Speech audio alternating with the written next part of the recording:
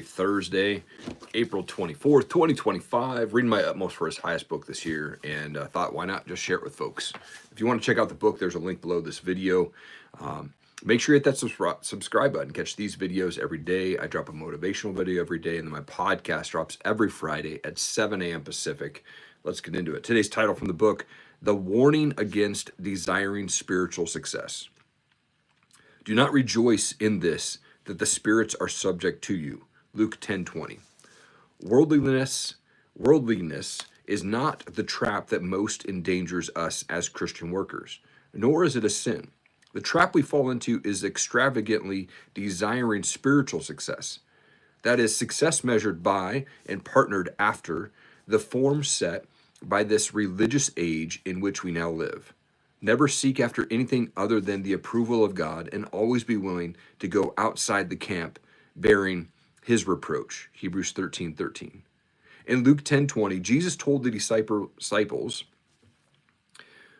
not to rejoice in successful service. And yet this seems to be the one thing in which most of us do rejoice. We have a commercialized view. We count how many souls have been saved and sanctified. We thank God, and then we think everything is all right. Yet our work only begins where God's grace has laid that foundation. Our work is not to save souls, but to disciple them. Salvation and sanctification are the work of God's sovereign grace, and our work as His disciples is to disciple others' lives until they are totally yielded to God.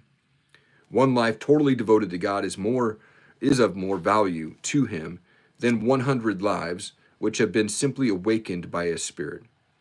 As workers for God, we must reproduce our own kind spirituality, and those lives will be God's testimony to us as His workers.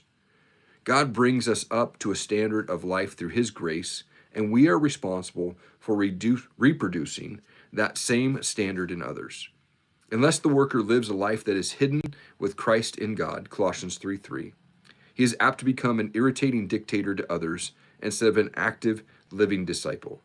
Many of us are dictators, dictating our desires to individuals and to groups, but Jesus never dictates to us in that way. Whenever our Lord talked about discipleship, He always prefaced His words with an if, never with the forceful or dogmatic statement, you must. Discipleship carries with it an option.